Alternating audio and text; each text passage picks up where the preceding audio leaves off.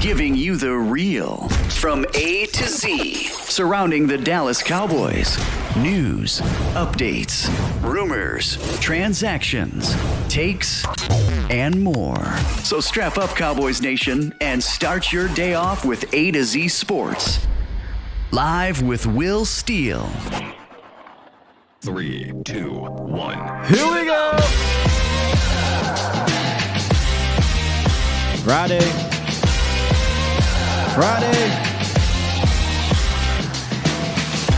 Good morning, good people. Welcome to A to Z Sports Live. We're streaming live on YouTube on this beautiful Friday. And of course, I am your host, Will Skywalker Steele. Boom!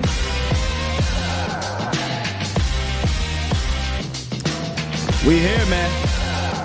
We're here. A few more days for this colossal matchup. Cowboys, 49ers, Santa Clara.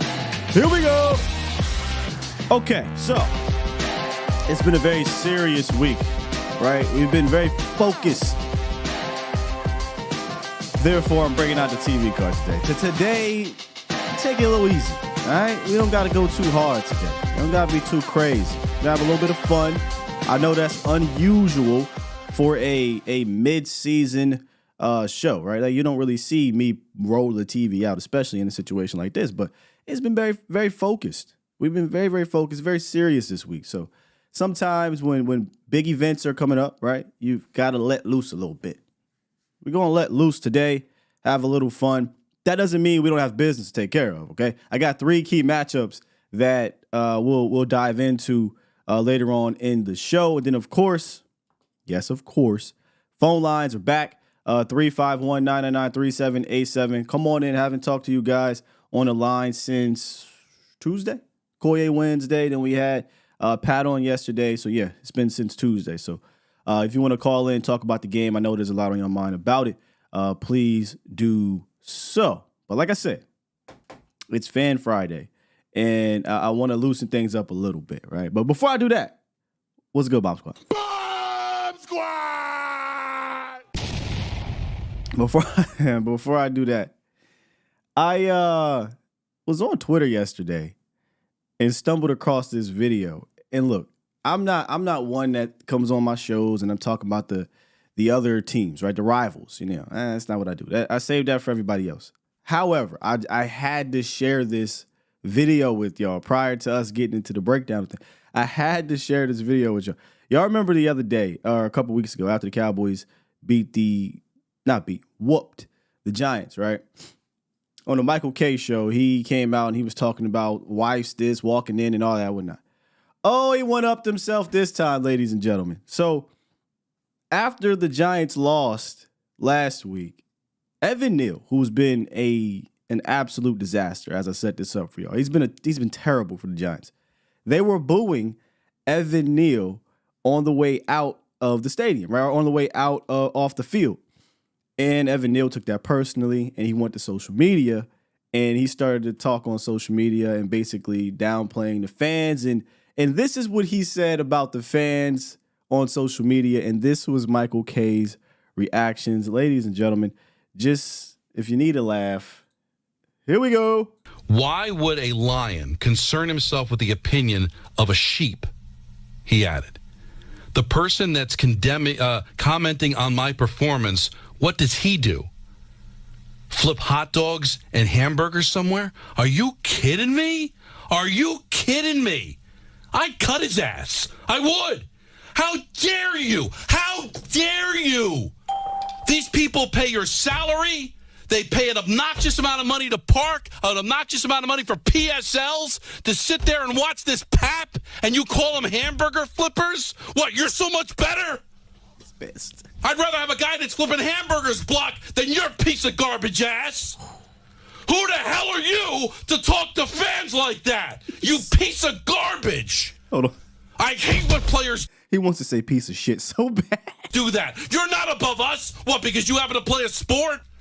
You make them, you're better than me? Mm-hmm. You're better than the people that pay your salary? These Giant fans were here before you, and they'll be here after your sorry ass is cut.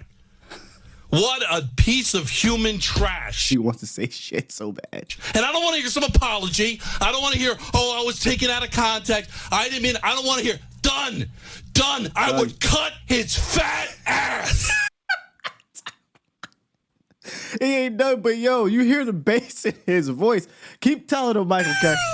You should boo him. If you see him in the mall of Willowbrook, boo his ass. If you see him on the DMV, boo his ass. Don't stop booing him. If he goes to the Pro Bowl, boo him.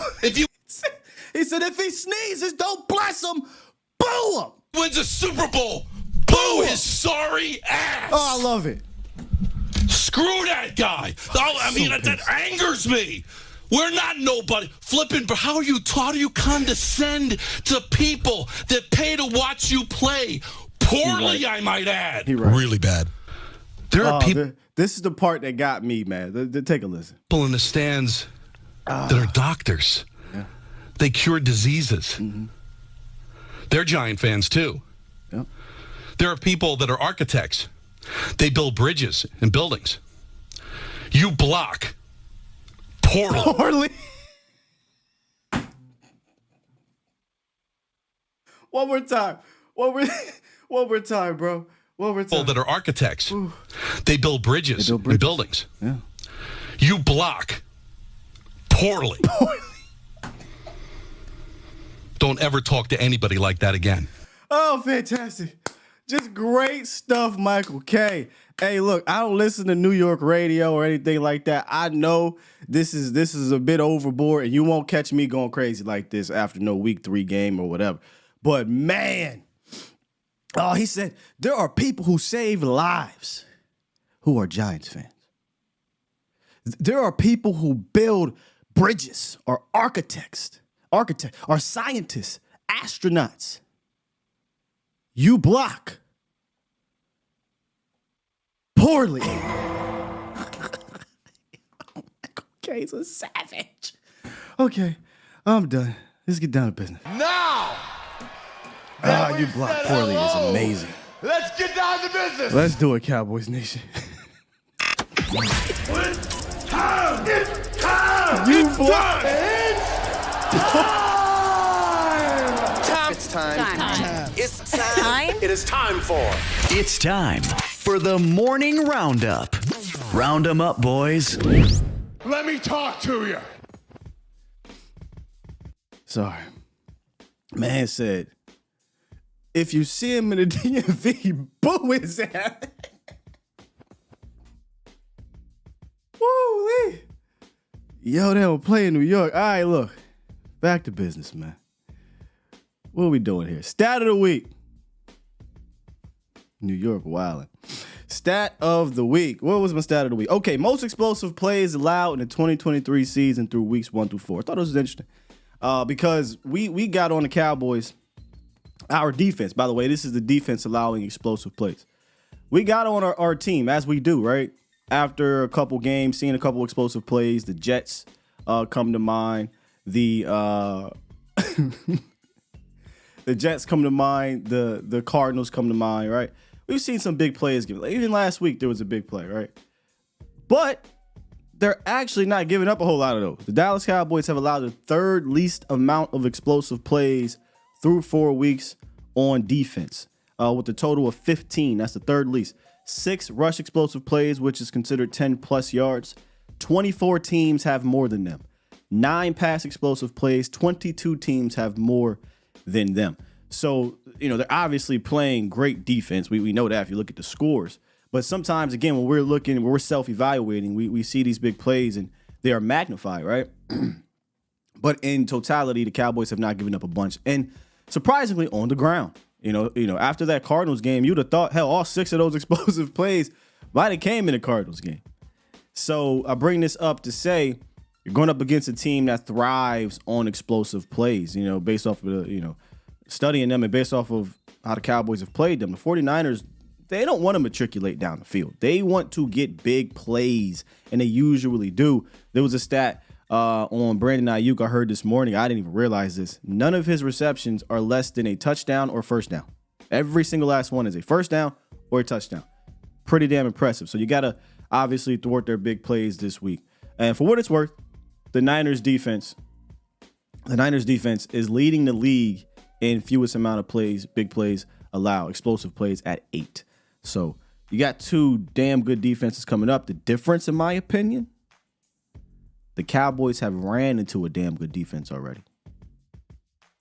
Don't think the Niners have just yet. All right. It's Thursday practice report, y'all. Cross the fingers. I think we got out of that thing alive. Not only did we get out of it alive, we got some great news to report. Let's start with the limited guys.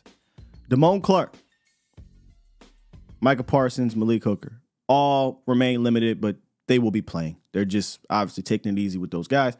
Nothing serious to worry about. Who returned full? CeeDee Lamb returned full after basically having a rest day. Nothing serious with CeeDee Lamb. He just was too many plays, essentially, over the first 4 games. He had a rest day. Rico Dowdle. I mean, this one, and I know we'll get to the big one here in a second, but that one to me really shocked me. I just thought he was not going to be able to play in this game. But when you get full participation on Thursday, that's usually an indication you will be playing on Sunday.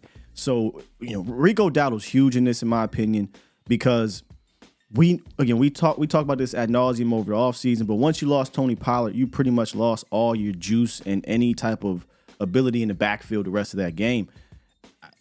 You're starting the game, I think, better than you started the game last year. Now, obviously, we can't predict what happens within it, but getting Rico back is huge. He has run hard. He's blocked well for you. He's deadly on those screens. He helps match the physicality that the Niners are going to bring. So I'm just elated to have Rico Dowdle back at practice and potentially playing in this game. Zach Martin returned back to full, but it really apparently wasn't any concerns that he wouldn't play. Tyron Smith is a full participant. Oh my goodness. Is it happening? Could it be? If Tyron Smith is full, if Zach Martin is full, if Tyler Smith is full, Tyler Biadasz, Terrence Steele, this is the first regular season practice that the starting offensive line has participated in since January of 2021. This is the first regular season practice that this group has participated in since Tyler Smith has been drafted. Mike McCarthy went on the radio today and he said, hey, or they asked him, how's it looking? You got Tyron Smith back out there. Everything seemed to be on task for this starting unit to play. Mike said, we went right on that radio. I hope so. Okay. With the ski mask and everything. No, in all seriousness, though, he said that they are on track.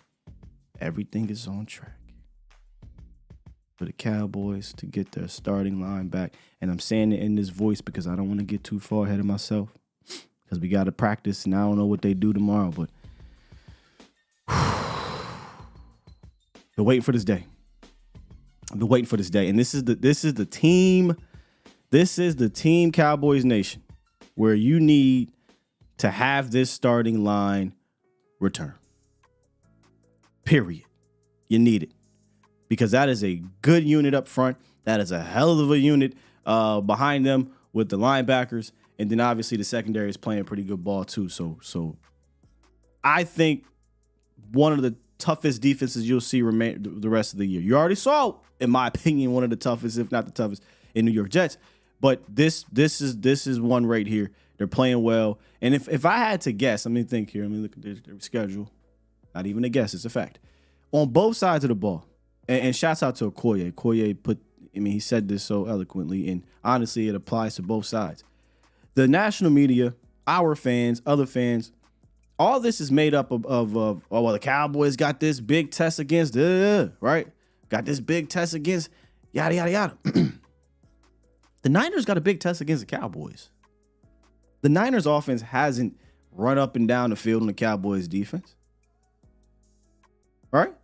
The Niners defense this year hasn't played an offense like the Cowboys. Now, they've handled the Cowboys. They've handled the Kellen Moore Cowboys, and we'll get to that a little bit later. But they've handled the Kellen Moore Cowboys offense, sure. Yeah. But pound for pound, player for player, scheme for scheme, I don't think they've run up. They might have ran up against a good scheme. A good scheme with the, I'll give it to them, the Cardinals. But pound for pound, player for player, no. I think we are their toughest matchup too. So don't fall for the poo-poo. And I know there's a certain somebody on a certain network, certain lady that's once again saying some outrageous things. In the words of Vach, right? Like, don't let them distract you. Stay focused. They are already trying to push a narrative that you shouldn't care about.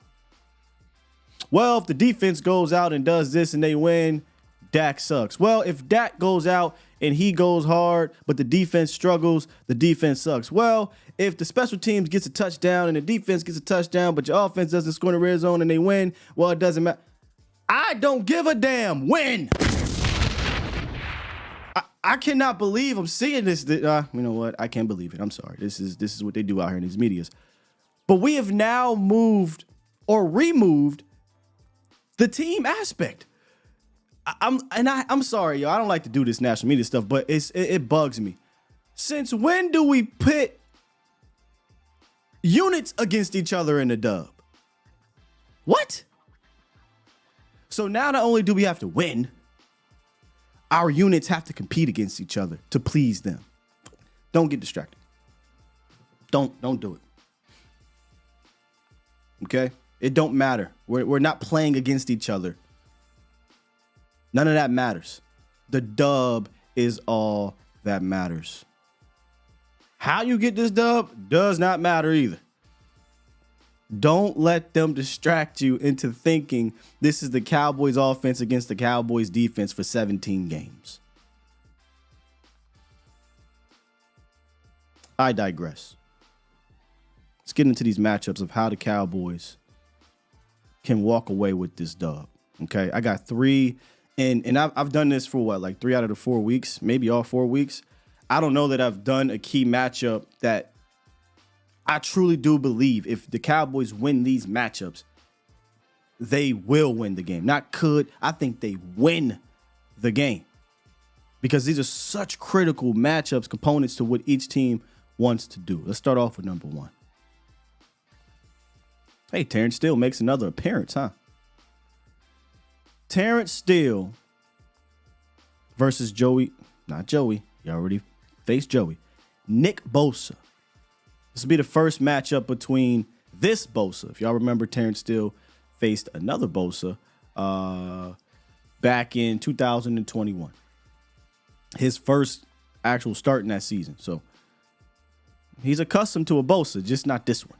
Okay? It's not going to be an easy task, man. I know we could look at Nick Bosa and say, all right, 1 sack. I'd advise you not to look at that 1 sack. Excuse me. Look at that 1 sack and go watch him. He is still Nick, right? And he's right now 5th in the league in pressures at the position. He has the 3rd highest pass rush grade at the position, and he has the most quarterback hits. So he's hitting your quarterback more than anyone in the National Football League at the position. He's still a problem. Okay? Still a problem. And they worked a couple of these tackles over the last few games. And he has that kind of impact aura to him as Micah, right? Where even if I'm not getting 3 sacks a game, 2 sacks a game, everyone else is joining the party. The San Francisco 49ers, I believe, are 2nd in the league in pressures, in total pressures. And that's with Nick Bosa having 1 sack. And here's why I have to circle Terrence, man, because we're looking for Terrence to end a streak right now, a nasty streak. I don't like it, T. I don't like it, T. He's now 4 straight games with a penalty. He's got 5 penalties in 4 games. That has to be cleaned up. Cannot do it. Not the team you want to get behind the sticks on with a Nick Bosa rushing the passer, Fred Warner back there You just don't want to do it. Okay? And he let up his first sack last week in Terrence, so we want to kind of reset that, right? We want to get back into the zero category. Get back into the zero pressures category. That's going to be hard to do against Nick, but you want to get back into that category as well. Now, in totality, though, I think he did bounce back the last 2 weeks compared to the Jets game. Now, the Jets game was it was pretty rough. It was one of his worst games I've seen him have in a little bit here. But he bounced back in a way, excuse me. I need him to be on the A game. And shouts out to 2i, spoke with Terrence, and he understands what they're up against, right? Like, he understands who that is over there and what he does, and they are prepared. And I'd hope they are scheming in a sense, right? Like, don't be arrogant. Understand what you're dealing with. And I don't have a worry about how we will attack them schematically. I am confident in that. It's more so about the execution. So this is my first key matchup. It's a big matchup. Terrence Steele is going to be faced up against Nick Bosa probably 99.9% of the time. Nick doesn't go to the other side often at all. So this is the one right here. Now, that doesn't mean you single him up all game. You can from time to time. But there's times, let's get a chip, right? Chip release. Give that extra tick, because sometimes that's all it's going to take is that extra tick for you to be successful in your pass play. So that's number one. I'll hold off to number two, and I'll jump into the phone lines real quick. I promised y'all we get to the phone lines. I ain't talked to y'all in a couple days. First up on the horn, we got James. What's up, man? Hey, what's going on, man? Oh, my bad. Yeah, I was literally watching that video with you, man. And I'm sitting there trying to eat breakfast and have coffee, and I'm just dying over here. Oh, man, that had me down. Oh, that was funny as shit, man. First thing dude needs to do is calm down before he has a heart attack on the airwaves, man. Yeah, he wilding. Yeah, he was. He was loud. I heard you laughing, too. You were trying to hold it in, but you couldn't help it, bro. No, man, that was But so funny. now that we actually get to the part of this of the week where we can ask the questions that I did, I think, on Monday. So, yeah, I think that's the same. I agree with you as far as our line. Now we get to see what we can really do to protect Dak and run the ball, because now we got everybody, as you said, the first unit's playing together for the first time since January, I think you said. By the way, shout out to them, though. Good. They protected him pretty well. Yeah. The pressure rate is pretty low. I think it's like below 30%, which is one of the tops in the league. Dak hasn't really been sacked a bunch. In fact, like maybe two of the sacks that he had, I think like 6 sacks on the season. I think it might even be less than that. 2 of them I know off the top of my dome. Really, you can just say is on him for rolling out, trying to make a play and taking a sack. So I think they've done an adequate job, but this is a big test here. Yeah, exactly. Because all their front guys can get after it, And I think the other thing is, like, during the playoff games that I noticed. Now, this is where I was asking you Monday. This was my question for you. So this is what I wanted to know is, now we know you're not going to stop McCaffrey completely, Debo, Ayuk, and all that. Wait, but I was thinking if we just slowed them. What they do in the playoffs? I know, but we got to slow them all down, and I don't know. I mean, do you think we can allow them not to eat a lot, because they're going to eat a little? I mean, they did it. I'm not going to sit here and act like they're going to have an exact encore, but who went off on them on offense in the playoff game? Who? Yeah. Who? Nobody. Yeah, so that's what I'm saying. We just got to not allow the big plays, I guess, is what I'm asking you. Yeah, we just can't allow that. And then the other thing is, too. Now this is where I'm hoping we can fix this, and I know we've talked about this before. Cowboy Nation's talked about this before. Inside from 20 to 20, we're as good as anybody. But once we get inside that 20 and into the red zone, this is a game where those red zone opportunities have got to be touchdowns. Now, am I wrong in saying that? I absolutely believe I'm right. They got to be touchdowns. No threes, got to be touchdowns. That's just me. I don't know. What do you think about that? Oh, I thought that was a rhetorical question. Of course. Okay, well, but I'm saying that based on what I'm seeing on the TV. We seem to go down there, get down there, have no problem get down there, and then we got to settle for 3 points. I mean, I know 3 points is 3 points, but against a team like this, you want to get as many as you can. Yeah, we got to score touchdowns, James. For sure. But other than that, Sky, that's pretty much all I got. Thanks for making my morning a little, making me able to laugh a little bit. That was funny as hell. That dude needs to calm down. And I don't know if it's just me, but that dude kind of looked like Tim Allen's version of the Santa Claus on Santa Claus 2. That guy just looked all crazy with his white hair and his pale face. I don't know, it just looked kind of funny to me, man. But anyway, as always, you're great, man. I always look forward to watching your shows, man. Salute. Appreciate you, James. Enjoy your weekend, man. Yes, sir. All right, man. Nah, Brother L. Where'd it go? Ah, damn. Somebody called him Michael McDonald. Hey, yo, where's that? He really does look like Michael McDonald. I'll play this on the way out later. Because, look, we're getting people back up in here, so they probably missed the video. Ah, that was funny. All right, number 2. Let's get to number 2, get some more calls, and I'll save number 3. Hey, I'm gonna just look. I don't care what y'all say. Sky, you already talked about John Hankins. Yup, because I think this is such a critical matchup, man. I do not care. I will say it again on Sunday. To me, Jonathan Hankins was your most important player in that 49ers game last year. And he's going to be your most important player this year. Yep. You saw the massive difference in having Jonathan Hankins out there from 2021 to 2022. The lanes were clogged. The line of scrimmage was held. It was an entirely different type of ball game. And now he's back, by the way, not coming off of arm injury. Also, he has some help now, right? Like, Hank got some help now in that middle of that defense in Amazi Smith. He also has a guy by the name of Osa Odighizuwa who played well in that game, right? But now he's playing better. Right, like Osa is kind of turning into that 3-tech that you want in these upper echelon type of defenses. You don't hold Christian McCaffrey to 35 freaking yards and 3.5 yards per carry without Jonathan Hankins last year. I don't believe it. Elijah Mitchell, I think he was under 3 or under 4 yards per carry as well. Deebo Samuels, he only had like 11 yards or something crazy. Like you had a fantastic game, and a lot of that had to do with Jonathan Hankins. The other part of it had to do with playing that edge defense we talked about, right? Like being disciplined and containing on the edge. But Big Hank, Big Bank Hank was a massive piece, quite figuratively and literally, right, in that game. And you're going to have him to start this game again, and you got a little bit of help with Mozzie Smith, who's going to come in and be that, hey, you just play right here and don't get moved. Yesterday, we called it protest, right? Have a sit-in. And looking at the 49ers interior O-line, they're not the greatest, man. They're just not. They're not. That's the guy right there is Burford. Spencer is a Burford. He's obviously the mouse in the house, giving up a ton of pressures. But in the run game, I don't think they're dudes. And I think it was a 49er fan or so that said they're better on the interior.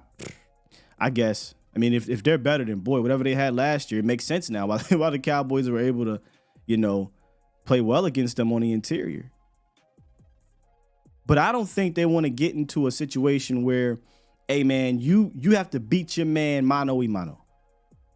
They want to get into situations where we're holding your linebacker for a split second. We're trapping your interior guys. We're running counters. We're doing a whole bunch of reverses and playing with your eyes. A lot of eye candy. They're zone blocking. They want to get these interior linemen on the move and help them. They don't want to play one-on-one ball with these guys. They don't want to do that. Not with Hankins, not with Osa, not with Mozzie, not with D-Law when he slides in, Sam if he slides in, Micah when he lines. They don't want to do that. They don't want to play that game. The game they do play is good, though. They do move their guys well. They do trap well. They do pull well. They do play eye candy. You have to remain disciplined. You have to remain disciplined. And I don't have or do I have it? Wait a minute. I might have it. Hold on. Bear with me, Cowboy name. Yep, I do got it. We talked about this yesterday. I call it the edge defense. Edge containment. They did that extremely well in that playoff game. That they like to get convoys out on the edge and allow McCaffrey to sift through the trash, and next thing you know, he's off for the races. So you got to be disciplined out there as well, and you got to be disciplined at the second level. This is the one team you can't afford to misstep often. Because, again, they thrive on big plays, which gets me to the G, gap integrity. Have to remain gap sound in this game. We cannot have a repeat of Arizona where we're just constantly seeing guys just slide, just firing into gaps for no absolute reason at all. And then effort. If you play with effort against this team, you have a chance to slow them down, and the Cowboys played with that a lot last year.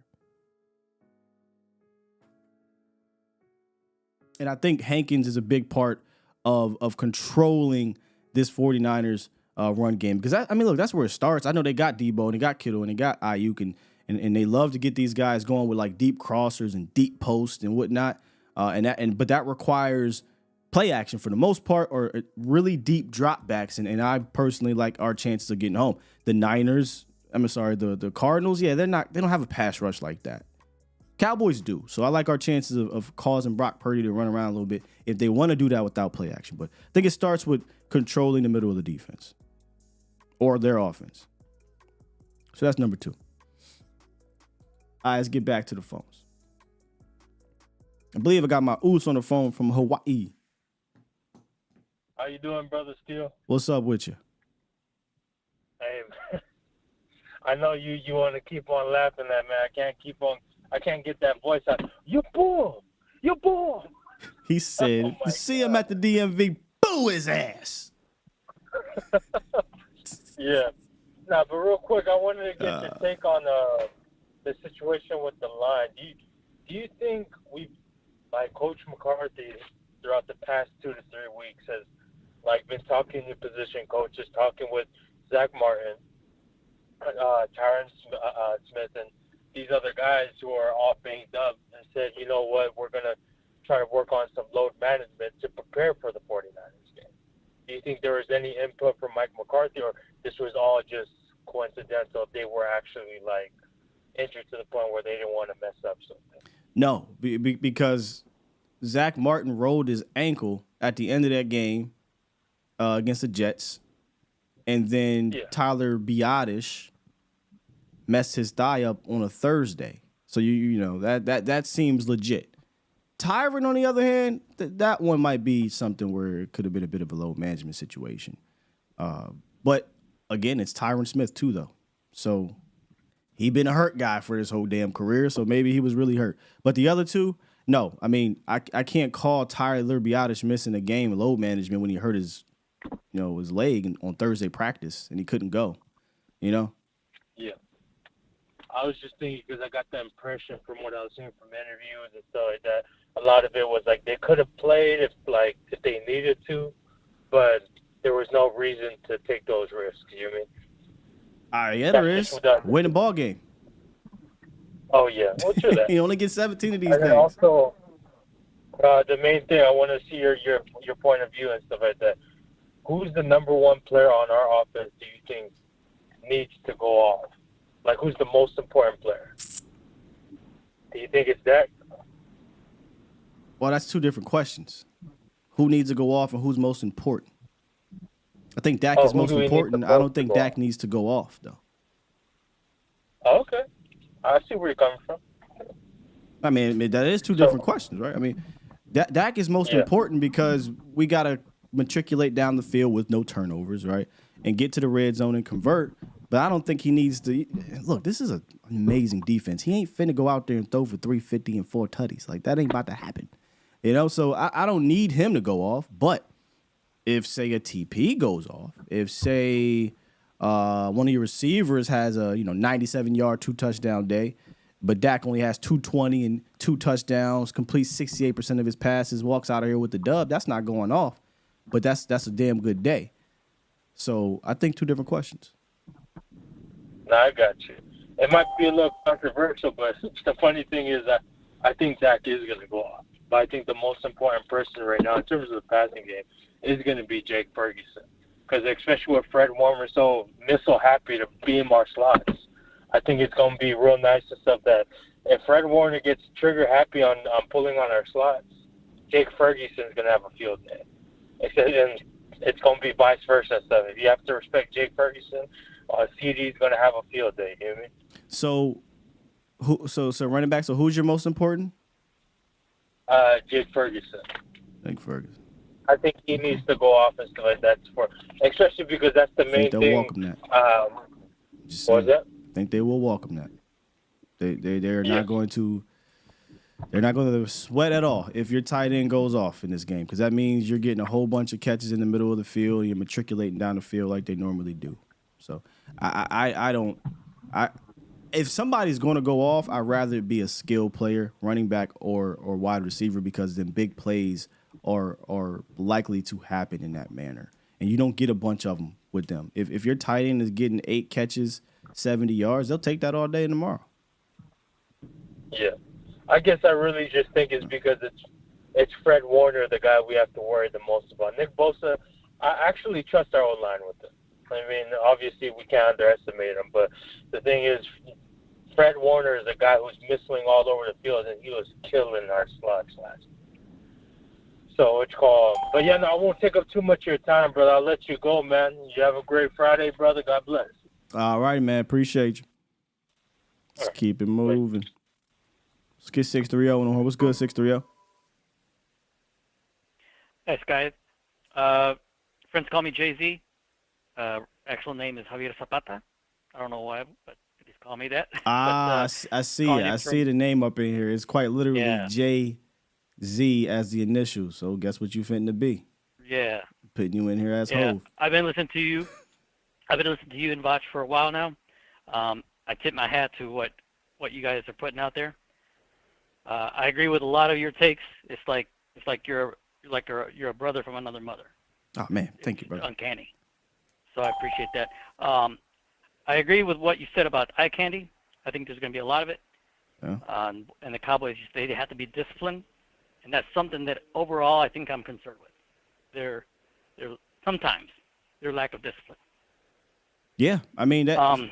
Historically, we struggle with that, right? Like the only team we haven't it's so weird. The one team we didn't struggle with it was the Niners last year, which is strange. But it felt like every other team we kind of struggled with that eye candy. Yeah. Just one last comment, and I'll hang up and listen to what you think. But I know, like on yesterday's show, I mentioned in chat to Vach that the last 2 games the 49ers have come in with their BS pregame stuff. I don't know if the Niners got in our heads or what, but they just brought a different vibe that I don't think we matched. And they come in with this mentality that they're going to take our lunch money. I don't think we're that same team anymore, especially not the one 2 years ago. But so I think that could be the case in 2021. I don't think that was the case last year. Yeah, it was just unfortunate we didn't have those explosives like you mentioned in the past, that we didn't have those guys that could like do yak yards and stuff like that. Sure. Once Tony went down. Sure. And it's like we went into a shell, and it's crazy because we went into a shell after Tony went down. This kind of the same shell that we went into 2 weeks ago when 3 of our offensive linemen went down.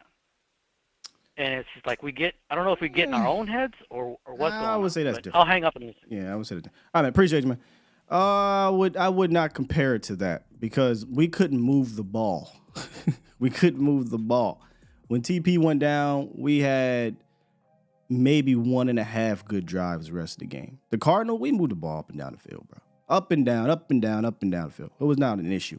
We just couldn't convert in the red zone. I could buy the whole smacked in the face, they came in there rough and tough in 2021 because they ran for like 200 yards on you. You know what I'm saying? They punched you in the mouth on the ground. You had no answers in stopping them on the ground. That wasn't the case last year. I thought when they punched, you punched back. Thought you matched that energy, especially defensively, right? So let me just go ahead and get into my last one because the caller asked me what was the most important player. To me, it's Dak. It's not necessarily that he needs to have a explosive game or whatever, but he's important, sure. So this matchup to me is Dak Prescott and Mike McCarthy versus Fred Warner and Steve Wilkes, who is their defensive coordinator, and McCarthy is the play caller. We've known for the last 2 playoff losses that Dak and Kellen versus Fred Warner and D'Amico Ryans was a loss. They lost. It was just not a good matchup. They had our number. They had every answer to the test. It's as if they had our test before we even gave it to them. And I don't know who said it. One of the callers talked about the explosive plays. Well, we play right into their hands. They know we were looking for explosive plays through hook or crook under Kellen Moore. Like, that's the offense, right? We want to take deep shots. We want to send our guys deep. That is the offense. It's to play explosive, or we're just going to likely pretty much hook it up. Hooks, curls, or we're going to go explosive. That plays right into their hands, man. Right into their hands. However, the one area where the Dallas Cowboys, Dak Prescott, Kellen Moore, they had success against the 49ers in the 2 playoff losses was quick game. Shouts out to Nate Tice, put together these statistics. The Cowboys, when they ran quick game under or versus the 49ers the last 2 playoff games, 26 for 31, 189 yards, a tutty, and most importantly, no sacks. Successful play rate of 48% or 102 quarterback rating, if that makes more sense to you. And this was when the Cowboys utilized quick game against the Niners. And the Niners are a bottom 8 team in these metrics against those type of passes. And again, it's because obviously they welcome that. And I'm fine with doing that. Now, obviously, right? You want to get some explosive plays within the confines of your offense. But the West Coast is predicated on the quick game. They're predicated on matriculating down the field. And then once the defense starts playing and creeping and you catch them in a certain look, that's when you hit them with the explosive. The 49ers they're not going to let you get a bunch of explosive plays. It's hence why they're number 1 in the National Football League in explosive plays. And we play right into their hands. Again, we were trying to get a big play by hook or crook. And it was barely crook because we didn't do anything unique or to put them in a blender in regards to passing concepts. We didn't. A lot of the times, and I had to turn the damn film off when I went back and watched this a little bit more. I watched both last playoff games.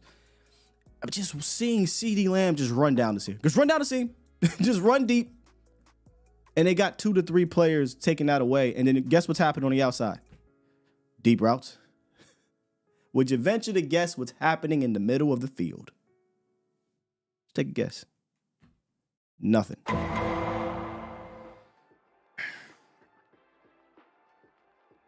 So I don't think this scheme is going to play into their hands like it did previously. I do think this scheme actually favors the Cowboys. And you'll see them dribble with the purpose, whether it be in the run game and the pass game, and be able to matriculate. I am confident that we can matriculate the ball down the field. If they want to die by 1,000 cuts, then kill them that way. Now, that's going to require you to be better in the red zone. Completely understand that. They absolutely have to be better in the red zone. That's where the 49ers area of weakness is right now. In the red zone. They sit in bottom third of the league in red zone defense. And if you listen to Mike McCarthy, he said, again, Mike will sometimes say something and you'd be like, He talked about how there's a difference in how they play down there compared to the previous teams. He talked about leverage, right? He talked about essentially, without giving it away, they're not about to play a whole bunch of umbrella coverage down there. That's not their DNA. So we will have some leverage advantages. Whatever they want to call it, we need to convert. So if the Niners want to let you matriculate down the field, we play in an offense that likes to do it. Last year, they wanted you to matriculate down the field, but we wanted to go deep. We wanted the explosives, and we didn't have the right game plan to match up with it, and it clearly showed. And obviously, we didn't have the players either. But when you don't have the players, guess what? You need a better plan. You need better coaching. And I actually feel extremely confident in McCarthy having a really good game plan. Not just McCarthy, though. Not just McCarthy, but Brian Schottenheimer. So I think they'll put together a great game plan, and then it'll be up to Dak to execute it and outduel Warner, per se. And the reason why I have Warner, because he's the quarterback of that defense. He's the best in the business, in my opinion, because of what he can do at the line of scrimmage, what he can do in the pass game. But he is a mortal. He's not a superhero. He is a mortal. There are times on film where he can't be in 17 different places at once. The Rams took advantage of that. The Cardinals took advantage of that. And the Cowboys need to take advantage of that too. And I just really feel confident that they will. Now, they've been kind of teasing a little bit. At least Dak and McCarthy. They've been, and again, you just never know what's going to happen when you get out there. But they've been kind of teasing this whole Brandon Cooks thing. And, I've talked about it this week. This is a good week to physically see his impact. I think you'll see his impact on film all the time because of the way teams are playing. It's a good time to physically see his impact when you can catch them in a certain look where they're not playing a shell coverage. And this team plays a little bit more man than they did previously. This team is going to give you a little bit more opportunities in the back end, because what they like to do is they'll disguise their safeties from time to time. Nothing too crazy, but they'll put Hufanga and he'll just sit on that roof, single high, and they'll play 4 or 5 guys underneath, right? And there are windows of opportunity. The problem is you got to have that time. And that's where I think play action, being under center, making those linebackers bite just for a quick second so you can have that window over the top on an over or possibly on a drag. All that stuff matters. That's part of the game plan, though. That's part of dribbling with a purpose. And no team plays under center more than the Cowboys, except the Vikings. The Vikings is the only team that plays under center more than Dallas. And no team runs more play action, I believe, than the Cowboys. It might be like one or two other teams. But we run play action at a high level. Play action, play action, play action is the name of the game in this game if you're trying to get deeper shots or intermediate shots. If you're just going to go out there, and we did this a few times last year, you're not doing any pre-snap motion. You're not doing any post-snap action with concepts, and you're just very basic, man, they're going to smile at you and laugh at you and just eat that alive. Eat that alive. You got to have a better plan. I'm confident they do, and I'm confident that we'll be able to execute it, because we talked about with Brian Schottenheimer. Do I still got this graphic? No, that's not the one. We talked about it with Brian Schottenheimer, who's had success. Let me see if I... Yeah, here it is right here. Who's had success against this team. Come on with it now.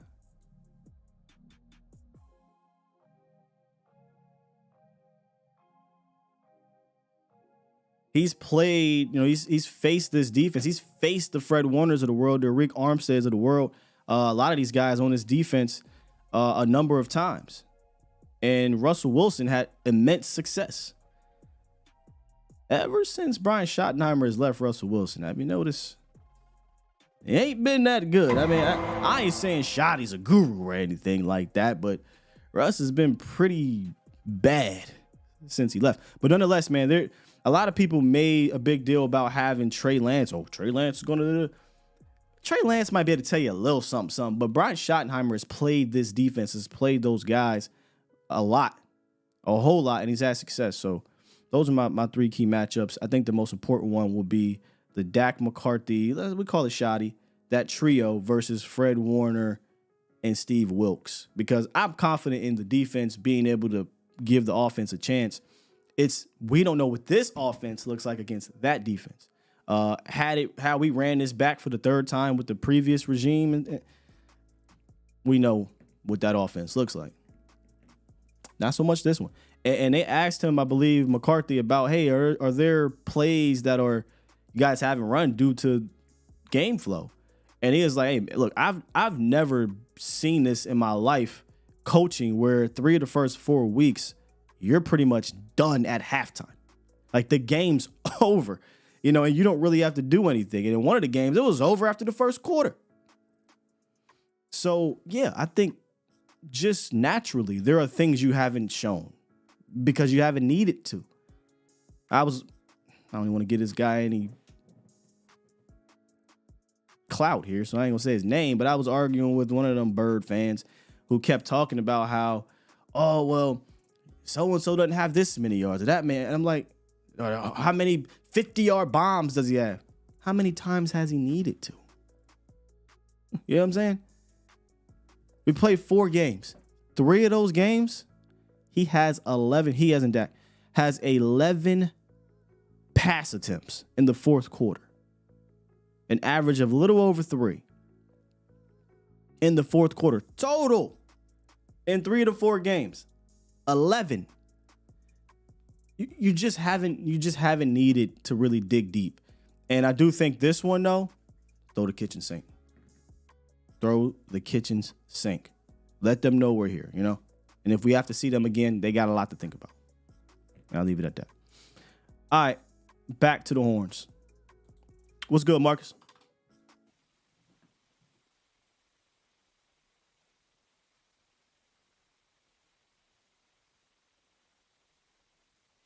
Hello? Marcus? No Marcus? All right. Cowboy Mike. What's up, Cowboy Mike? What's up with you, man? What's going on? Oh, man. Hey, this week, brother, I like that term you use, dribbling with a purpose. I used to always tell my point guard, do not give up your dribble. Mm-hmm. That's where I got it from. Pick your dribble up. My basketball coach. Yep. Yeah, I love it, man. And I think this week we have to keep our dribble. And what I mean by that is you have to be successful on first down. And I also feel like this game is a Dak game, man. This is Dak's game he got his O-line coming. Keep our fingers crossed. It's only Friday. It's looking good. He got his O-line coming back. Yeah. But I also look at guys, special teams, guys like Goodwin. There's going to be a play made in this game, brother, and it's going to come from somebody is going to take the opportunity, maybe a Deron Bland. I don't know. Is going to take the opportunity to take that next step. One of these Cubs is going to step up. You got any idea who you got, any guys? Like a young, just out of nowhere type dude? Not really out of nowhere. He's been, this guy's probably been playing some spot minutes, making some plays, flashing here and there. But I feel like it's an opportunity for one of these guys to step up, and I feel like there's at least a handful of them that are ready. Defensively, it'll be great to see Sam, make his first kind of like big flash plays of the season, right? Like Sam is kind of, I feel like he's ready. It's been 4 games. We haven't really seen we've seen pressures, but we haven't seen a big splash play from Sam. And this was about the time last year where Sam started to kind of show up a little bit. So I'd like to see Sam on that side. Offensively, I don't mean to cut you off. Okay. Jay Lou, man. Jay Lou, too. I think he's been playing really well, and he's back.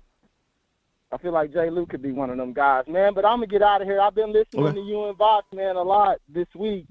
But I've been real busy at work, so I haven't been able to call. Like, it's Friday, man. I got to get in there. I can dig it, bro. Appreciate you, man. Appreciate you, man. Have a good. Salute. Yeah, Jordan Lewis has been playing well on film, and he's moving well. He looks. I think he looks better than he looked to start the season last year from a physical standpoint.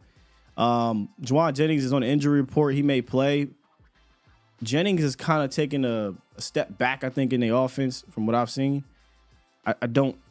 If Jay Lou snaps in this game, that means they're targeting Jennings a lot, probably, or maybe Debo's in the slot some. But the way they use Debo, it's not like they're using him in normal wide receiver things. They're either running a bunch of crossers or they're running quick game to him, and that's just tough for you to make like big plays on. Now you got to tackle. Like you got to just come out of this game and say, "Hey, Jay Lou had 4 stops, 6 tackles, and a lot of those were within 10 yards." Then it might not look great great statistically, but that actually is a really good game. I like Deron Bland. I like that name popping up. I think he's already broken out though, but If he has a big game against IU, because I think that's the matchup you'll see a lot is IU going on Bland. And again, the one play that makes me nervous that they really didn't get a chance to hit last year against us because of the pressure, which I think we'll still get pressure, is what I'm noticing them do is just giant deep over. I mean, they're just quite literally saying play action. You, Brock Purdy, roll 10, 15 yards by the line of scrimmage, and you just let Brandon Ayuk run across the field.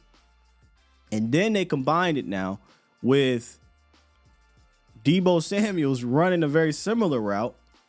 So if you're playing that cover one single high, your safety's got a decision to make. You hope your corner, if you're in the zone coverage, cover three, they see it, or your linebacker sees it, but they put you in this bind, and then Brock Purdy just goes YOLO, close his eyes, throw it up, and usually it's running the space.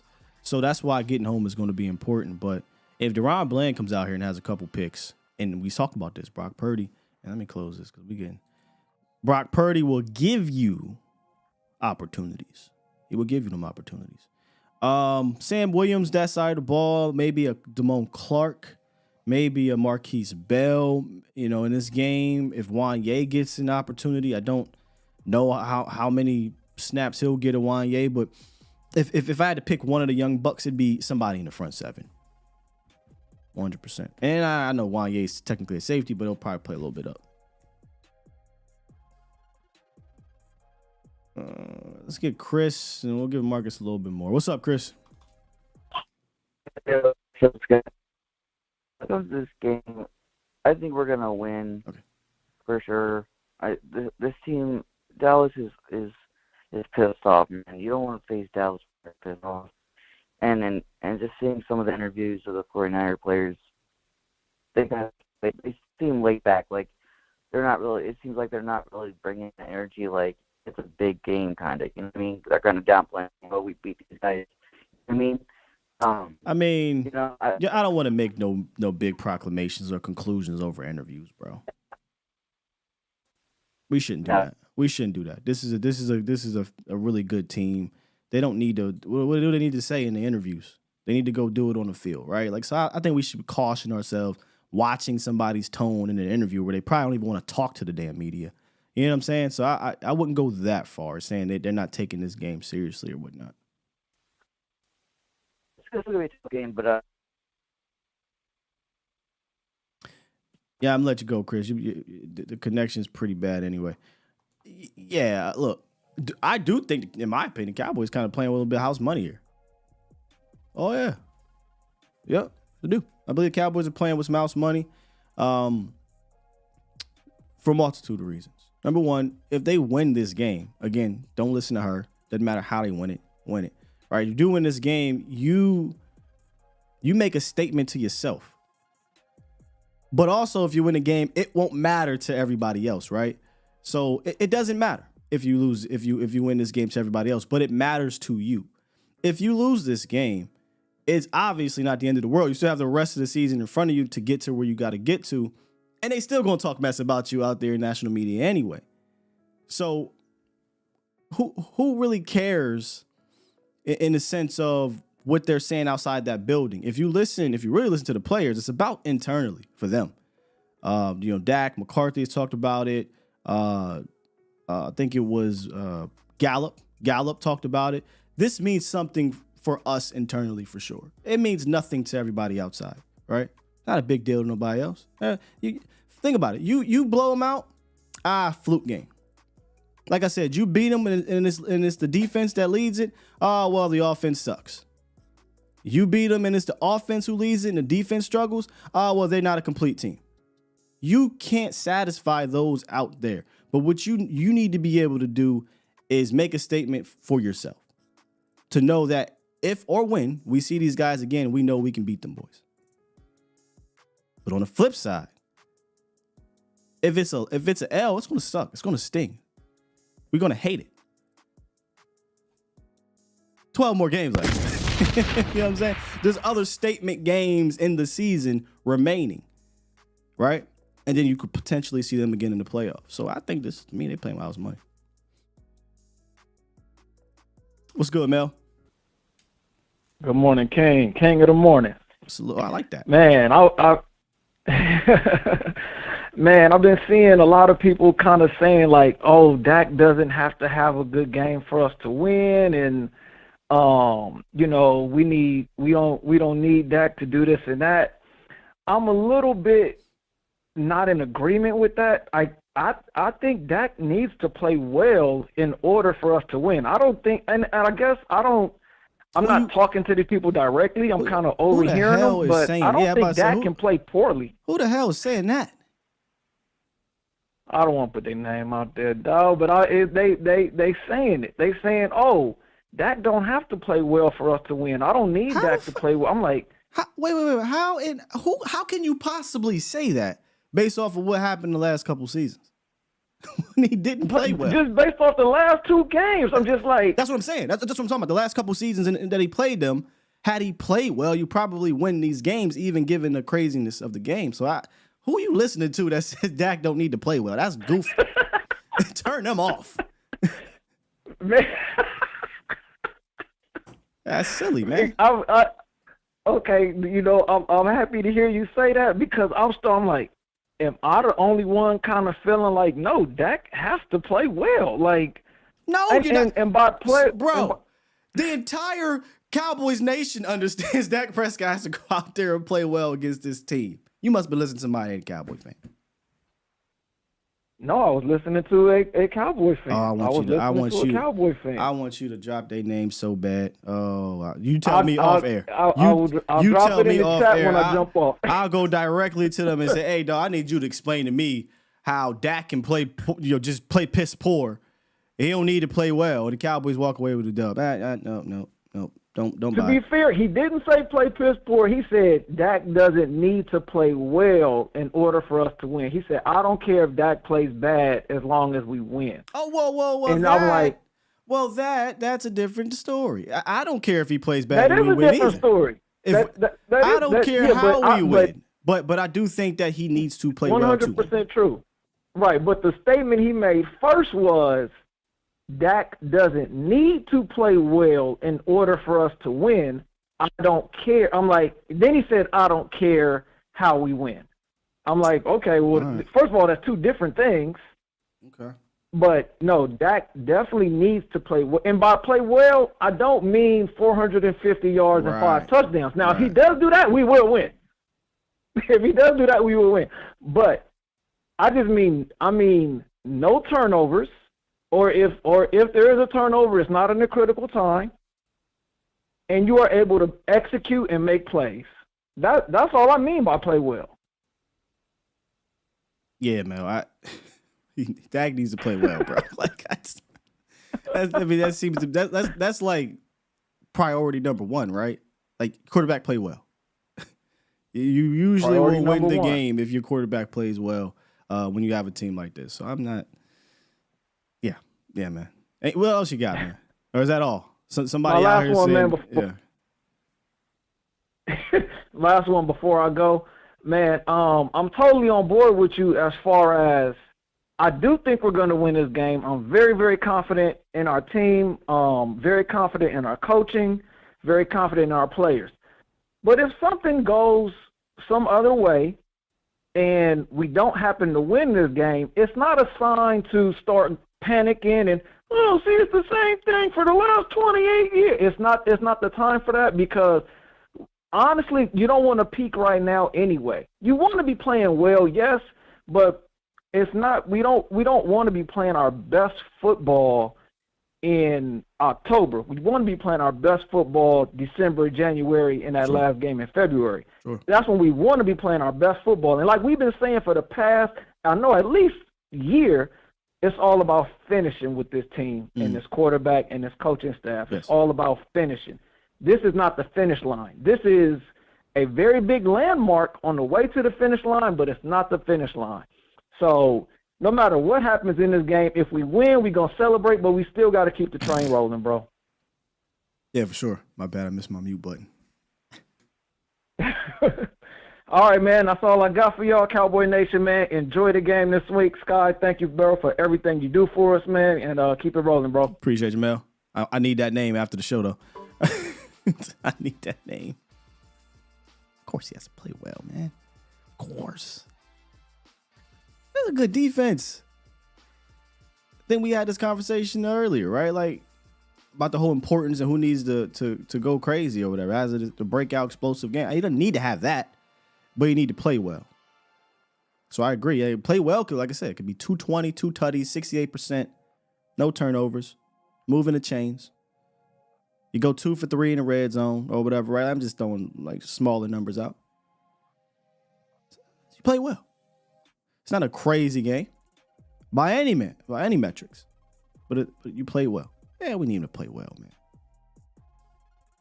Go out there, you have multiple turnovers in this game. You can't hit the backside of a barn. You can't, move the ball down the field. Your feet look all crazy. I'm thinking winning this game. Let's try Marcus one more time. Marcus. Yes, sir, Scott. How you doing this morning? I'm doing great, man. Can you hear me? Can you hear me, sir? I'm sorry. I think I had my phone on mute or some dumbness. I got you perfectly fine, good brother. Happy Friday, man. Hey, man. What? Okay.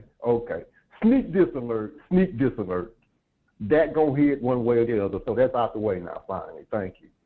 But what I'm excited, man. And you hit the nail on the head talking earlier about this game. Really, kind of the dynamic shift and the weakness getting more or less replaced or removed, and that weakness was Kellen Moore and Dak Prescott not being able to get past D'Amico Ryans and Greenlaw and Warner.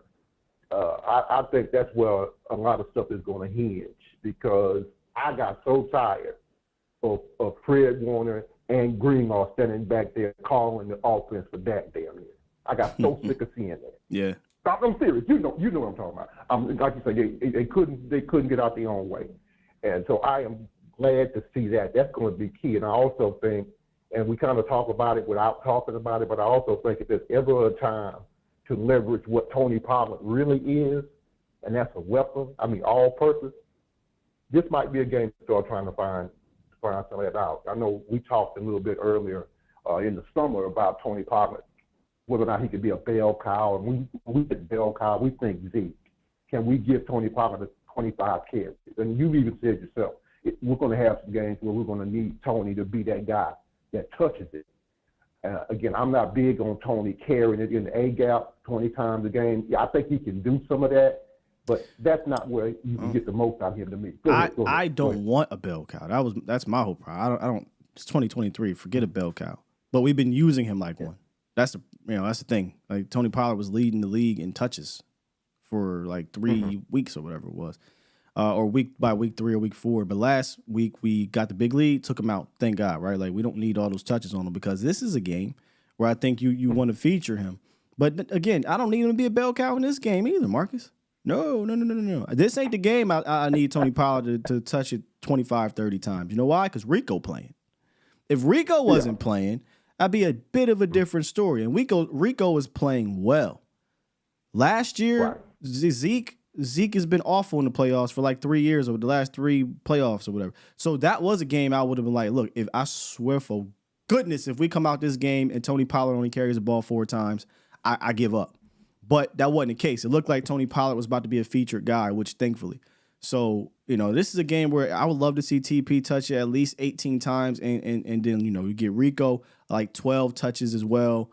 And that way those guys split it. Now, if it comes to a point where, hey, they can't stop TP, Marcus, you know what I'm saying? Yeah. And then the TP finishes with 25, 30 touches, then, I ain't complaining that off. You can't stop his ass. So, but I like having Rico, bro. Yeah, I do. I like having. I want TP involved out there. I want Greenlaw and Warner, and they're great linebackers. I'm not saying this is, like the poo-poo on what y'all. Those two are the best in the business. Sure.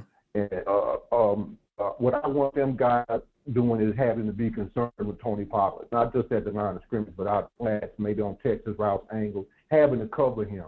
Because I think you leverage what Tony Pollard can do. You leverage what he can do. Even if he doesn't touch the ball, you involve him every time you get a chance. Every time he's out there, you involve him. They have to count him, because if people talking about getting Brandon Cooks loose downfield, you want to challenge those corners they got. That's where they're suspect at on the defense. I think you got to Greenlaw and Warner closer to the line of scrimmage somehow. You don't have to do that just by getting dives up the middle.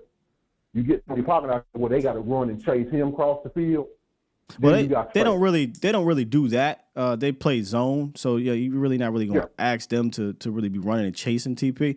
But I think you'll see Tony Pollard get those dump offs, right? Those check downs, and I think it'll be a part of the game plan because that's where they're susceptible, and that's where you say, okay, can Tony Pollard, Rico make you miss 1-on-1? Look, that's going to be a battle. Sometimes Greenlaw and Fred are going to make the tackle. Sometimes you might catch them and you got Tony Pollard or Rico against a corner. But I'd like to stay in the flat area. If we're going to use the running backs in the middle of the field, it's more so. I would like to see it more so as kind of a just a dump off. I don't think arrow routes and angle routes are going to work on them because they sit in the middle of the field. So it'd be more so. I think the flats that you'll get a lot of opportunities and make either them run and chase from the opposite hash or have the cornerback deal with them on the outside. But if you watch them on film, you'll notice, man, they're just playing in the middle. And then whenever they do know what you're finna do, you'll see Fred Warner play some cyborg steroid, seriously, Tampa 2 style where he's just turning and running and he's just beating wide receivers to the spot down the middle of the field. I mean, the dude is unbelievable. But there's going to be opportunities underneath for those guys to catch it and make something happen. There was last year. It's just that our scheme wasn't designed for that. That was absolute last resort. Then you dump it off. That's not going to be the case this year.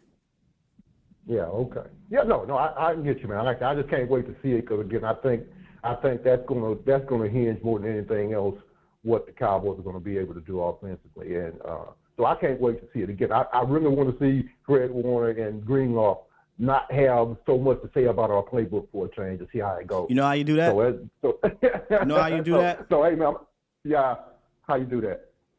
I got you. You know how you do that? You say number 73. You get to that second level, and what if I say you explode? Get to that second level and let him know you're there. And I'm gonna let you go there, Marcus. Yes, sir. That's right. Hey, thank you for taking my call. I have a good weekend. Let's go. How about them Cowboys? How about it, baby? Look, I was gonna let me see if I got it here. My bad. That's not the one I'm looking for. I actually had another matchup, but I let it go. I was like, nah, I want to talk about Dak and McCarthy against Warner and old boy. But I had this matchup up here. Tyler and Zach against Warner and Greenlaw at that second level. I don't even like watching that film, man. It really just pisses me off. But we didn't really get to the second level a whole lot last year. A lot of our run plays are about getting to the second level. These dudes had a bead, man. They had a bead. There was one play, a blitz. Hufanga looks like plays like Troy Polamalu. Or he just, he gets right. It wasn't even a second, and Dak had to dump it off to Zeke and nothing. Another play where we're trying to block Fred Warner with CD Lamb, bro.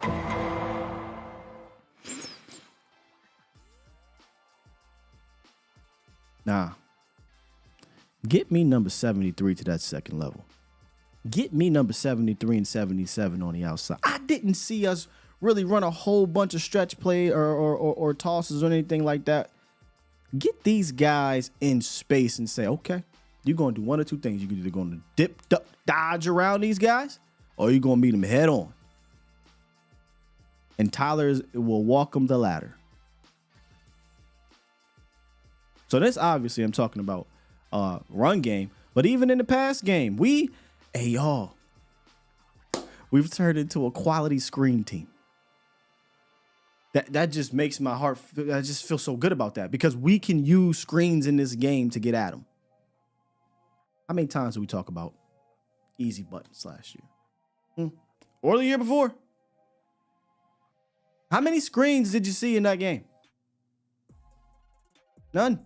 How many easy buttons did you see in that game? None. You didn't see that. This offense littered within this offense, man. So yeah, get them going. Play action, get some action going this way, post snap, and boom, screen. Now you got them guys chasing from the opposite side of the hash. And you got a convoy. Yeah, man.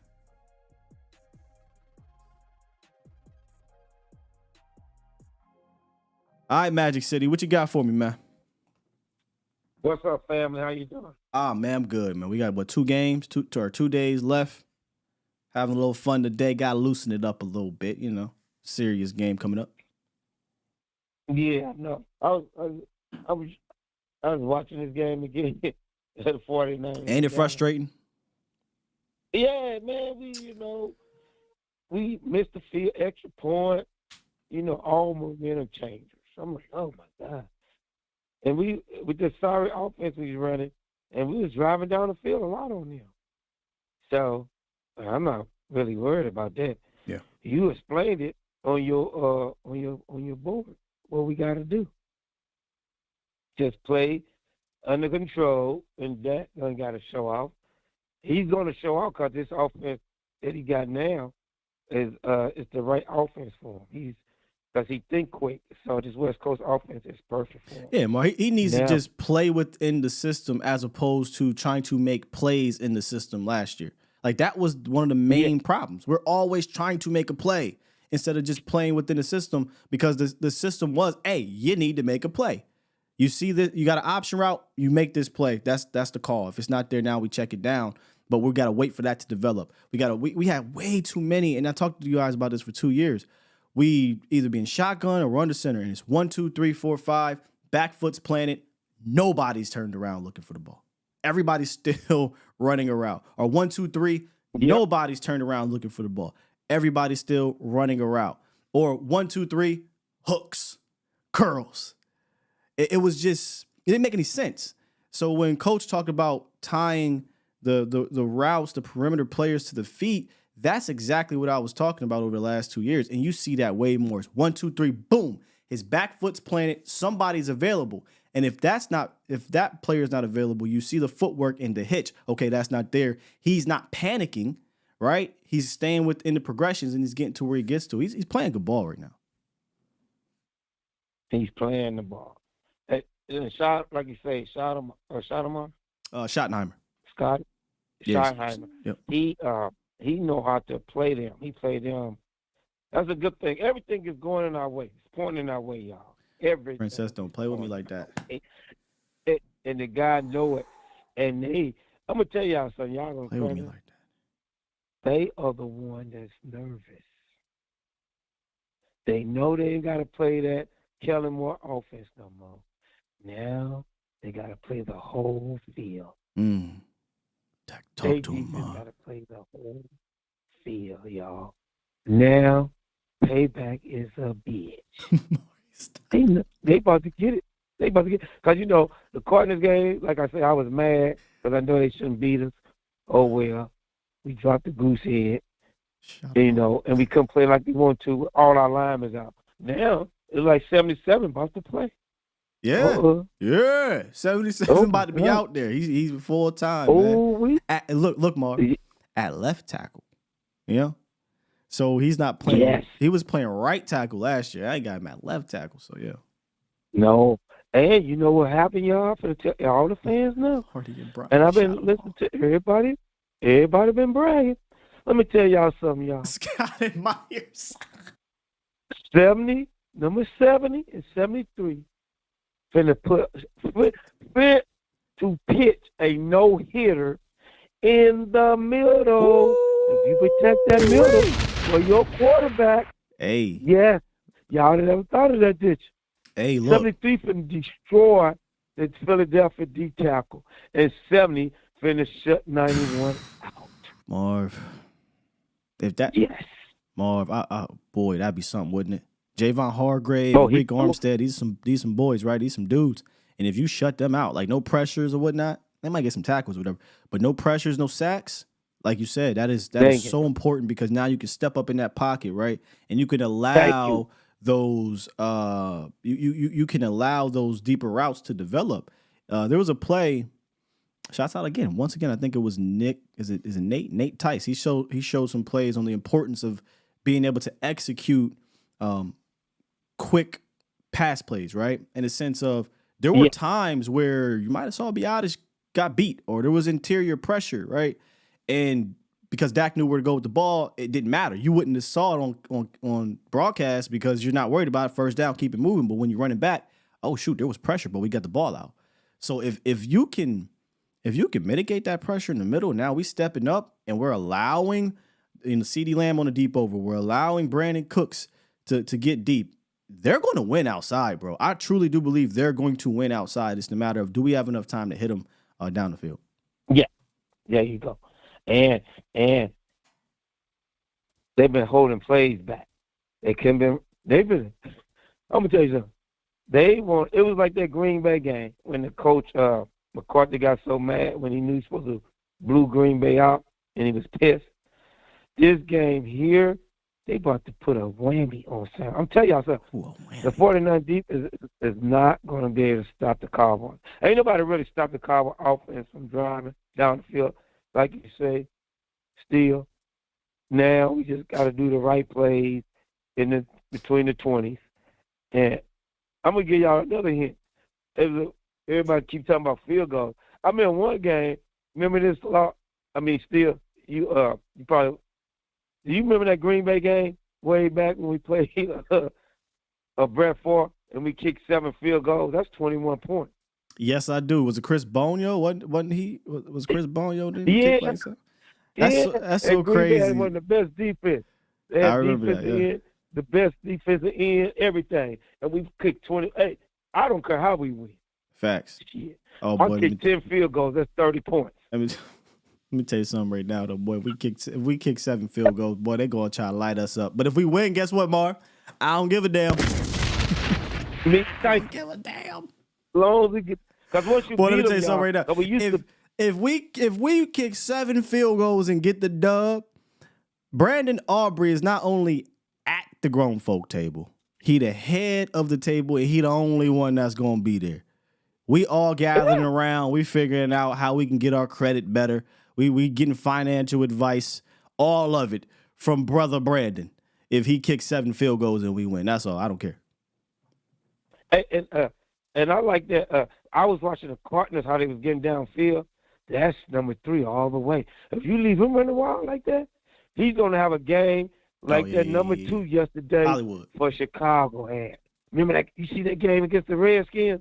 Number 2 was killing him. Yeah, DJ Moore is a problem. And here's what's funny about that. Like, the Panthers are now looking for a wide receiver 1, but they traded their wide receiver 1, so weird. I know. How dumb is these teams, man? Hey, tell you something. Oh, we got a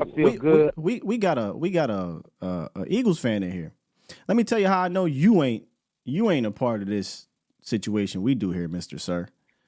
He said, y'all don't care how y'all win, but y'all keep talking about my Eagles winning over here. Let me tell you something right now. We sound scary. Sir, why are you here? Number 1, it's a Cowboys channel. We sound scary, but you're an Eagles fan on a Cowboys channel that we don't play the Eagles. Weird behavior, number 1. Weird behavior, number 2. I don't give a about Philly and how they win. I don't put no energy in how they win on this channel. Y'all 4-0. Congratulations. Yeah, don't care about that. We don't care. I'm here to tell you right now. Where my man at? I'm here to tell you right now. We don't care. Let me tell you, we don't care. If you talking about some Twitter energy, go on to Twitter with all that. We talk real football here, sir, Mr. Sir. Yeah, I digress. We talking real football. We talking a grown man's game. We ain't talking a cheaty. Don't care about none of that stuff. Y'all into that? Care about none of that. that. Care about that. Go on. My bad. And the offense, the defense just got to stay. 49er like fan, it makes sense why you're here, 49er fan. We're playing y'all. And apparently, from what I was told yesterday, y'all don't got a whole bunch of content creators or something. That's what I was told. But I get why you here. Why the is a Philly fan here right now? Philly fan love the Cowboys. I'm not even gonna fake the funk. My bad, because this bugs me. I'm not even gonna lie to y'all. I'm gonna keep it a bean with y'all. I don't make content for nobody else but Cowboy fans, unless it's the team we're playing against. Obviously, they're going to be a part of it. So I'm not even going to sit here and pretend like, oh, man, appreciate you being. I don't care if you're here or not. I truly don't. Not at all.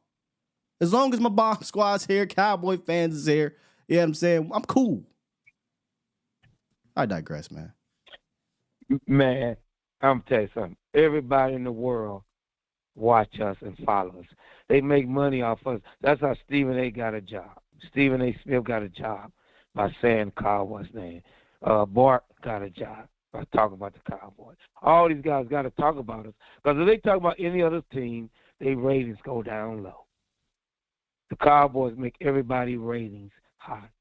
So, Philly, I think what you should do then, Philly, if you're on here, you should talk about the Cowboys to get your ratings up. Because talking about you, your ratings going to be low. Ain't that crazy? You know what's funny, Marv? Fans do operate like they got Twitter ratings.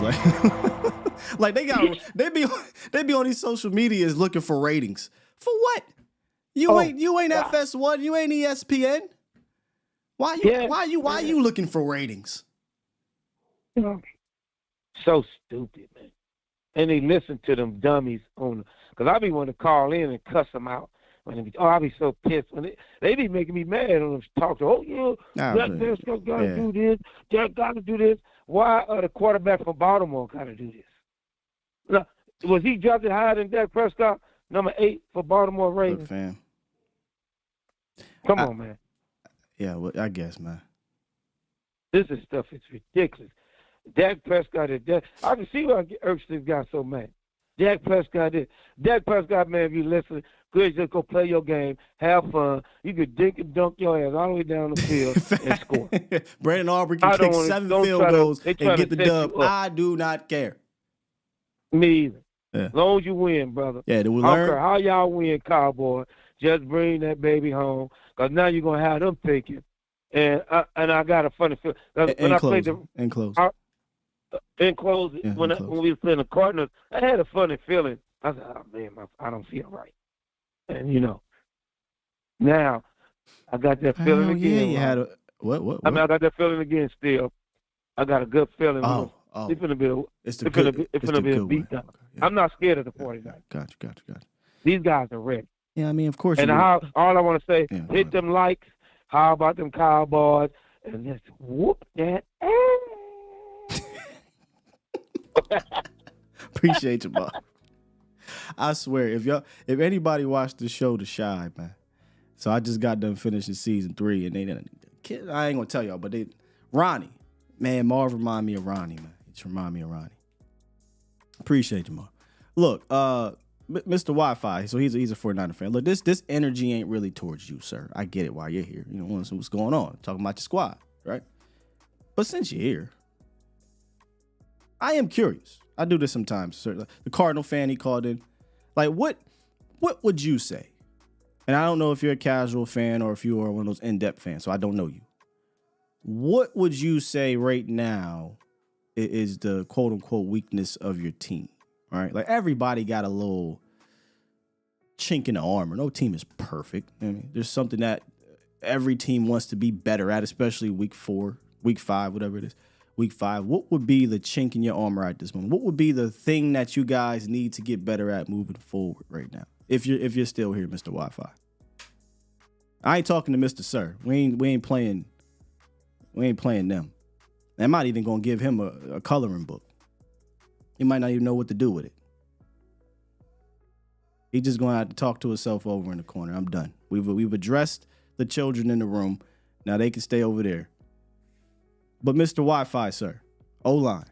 Okay, that's kind of where, and look, let me see. Let me pull this back up, Mr. Wi-Fi. Not that one. Not that one. That one. Does this make sense, Mr. Wi-Fi, right? Like, if you remember the game last year, Jonathan Hankins was pretty good. We did a pretty decent job. I would say better than decent. Against your run game, against Christian McCaffrey and those boys. I don't know your team like you know your team, but it feels like the interior of the offensive line is not quite as good as it once was. I like this matchup. I like this matchup. He says it's horrible. Now that's interesting. You know, I know y'all got first ballot Hall of Fame. You know, Trent going to the Hall. As soon as he says I'm done, Hall of Fame, unbelievable player. But then it's Trent and the gang, right? And the gang ain't so great. And I could have put McKivitz on here, right? If I'm saying his name, McKivitz. We talked about him a lot yesterday. We talked about him on Twitter. McKivitz is one of those guys that you can take advantage of too, from a passing standpoint. But the reason why I included this as a key matchup for Hankins is because you got to do what, Cowboys Nation? You got to earn the right to rush the passer. If they can run the ball all day, you ain't going to be able to rush the passer like you want. You contain that run, though. I recall Brock Purdy last year having to do a whole bunch of running around and making crazy throws a lot. You want to be able to stop that run and put them behind the stick so that he has to hold the ball a little bit longer, so they have to execute a 3rd and long because he's getting the ball out fast, and probably because he doesn't need to hold the rock. If you're in 3rd and manageable, 2nd and shorts, get the ball out fast. But you want Brock to hold it a little bit so we can get home. But you gotta get home.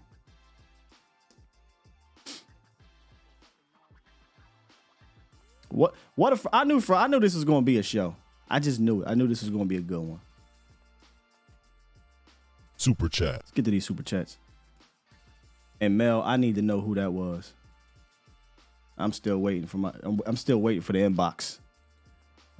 I'm still waiting. Sully dropped 5 and said, when Marv talking to Whisper, you know it's real. When Marv talking to Whisper, I bet he moved the phone from his mouth instead of just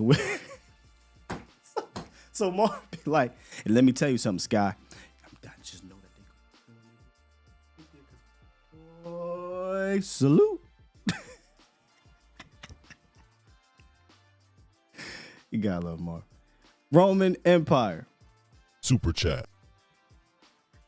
Yo, Sky. Evan Neal does know that if you don't like what fans say, he can just block them. Never mind. Oh, shit. Oh, that was good. Yo, Sky, Evan Neal does know if he doesn't like what fans say, he can just block.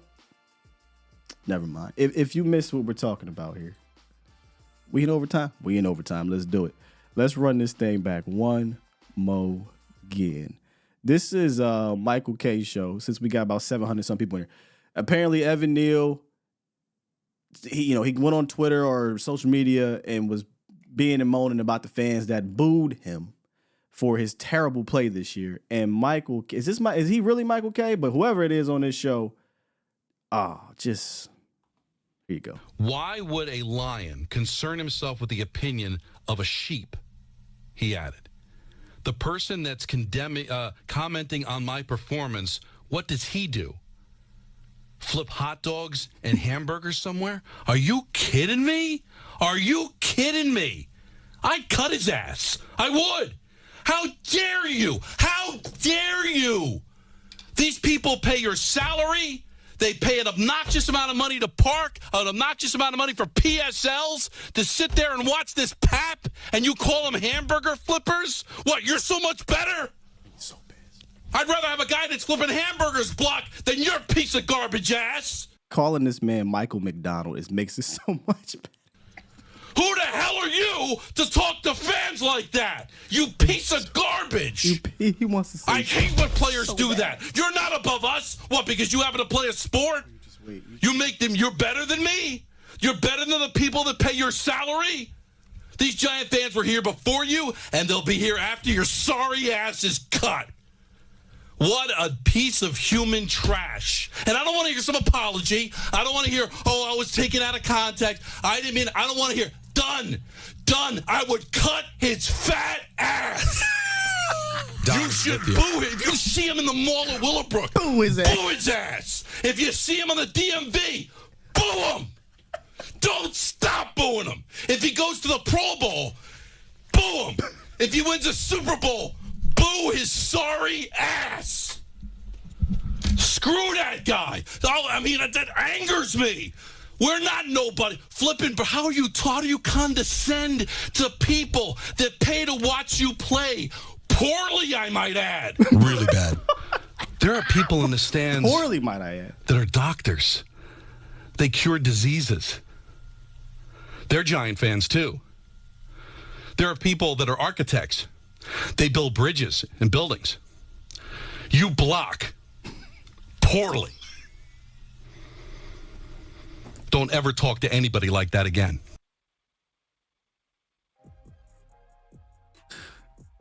Yo, I don't know why, but that last part sent me through the roof yesterday.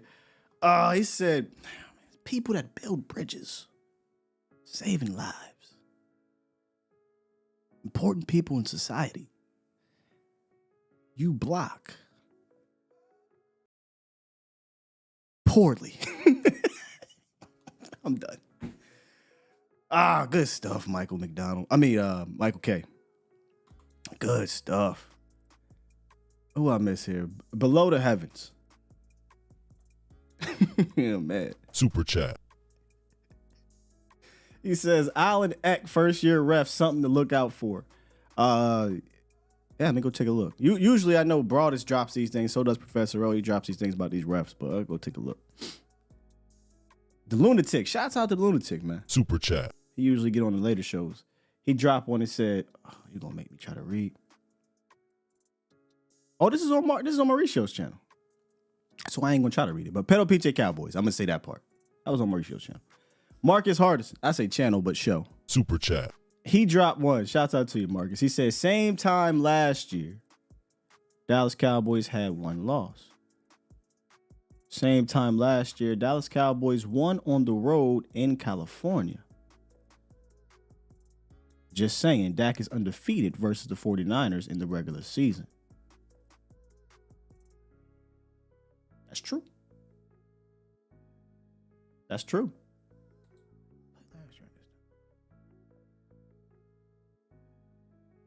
I don't remember. Lost just dropped one.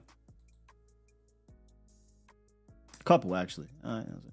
Oh, nah. Hey, JR, you in here? JR, are you in here? Please let me know, because I want to talk to Coach Prime. Please let me know. Lost in Translation dropped 5 and says, Sky. Super chat.